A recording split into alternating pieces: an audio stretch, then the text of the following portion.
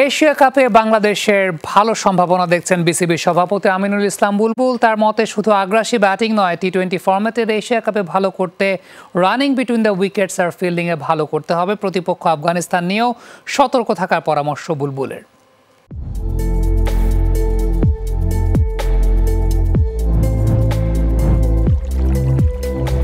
Kai Aluminium. The better is now the best.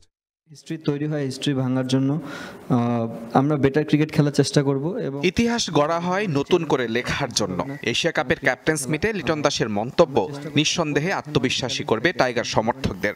Asia কাপের 3বারের finalist Bangladesh দল নিয়ে আশাবাদী বিসিবি সভাপতিও। ব্যাক টু ব্যাক 3টি সিরিজ জয় এগিয়ে রাখবে সিমন্স শিষ্যদের। তবে আগ্রাসী ব্যাটিংয়ের পাশাপাশি লিটন তামিমদের রানিং বিটুইন দ্য উইকেট ও ফিল্ডিংয়ে ভালো করার তাগিদ বুলবুলের।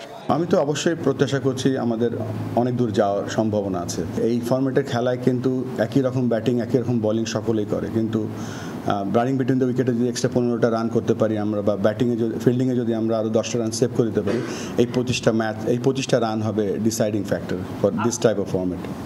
হংকংয়ের বিপক্ষে ম্যাচ দিয়ে মিশন শুরু টাইগারদের। গ্রুপের অপর দুই প্রতিপক্ষ শ্রীলঙ্কা ও আফগানিস্তান। কদিন আগেই লঙ্কানদের মাটিতে সিরিজ জয় কিছুটা হলেও স্বস্তি দেবে লিটন দাসের দলকে। তবে আফগানিস্তানকে নিয়ে বাড়তি সতর্ক থাকার পরামর্শ বুলবুলের। ওদের কিন্তু ভেন্যু হচ্ছে ইউএই, কিছুদিন আবুধাবি ছিল, এখন শারজা। তাদের হোম অ্যাডভান্টেজটা হয়তো পেতে পারে। তারপরেও আমাদের খেলোয়াড় যে স্কিল সেট আছে, আই এম শিওর দ্যাট তারা তাদের সর্বোচ্চটা দিলে ভালো করতে পারবে ইনশাআল্লাহ। এর আগে 2012, 16 ও 18 এশিয়া কাপের ফাইনাল খেললেও এখন পর্যন্ত শিরোপা ছুঁয়ে দেখা হয়নি লাল সবুজ দলটার। এবার সেই ইতিহাস পেছনে ফেলে নতুন করে লেখার স্বপ্ন লিটনদের চোখে। মুজরেবিন তারেক, যমুনা স্পোর্টস, ঢাকা।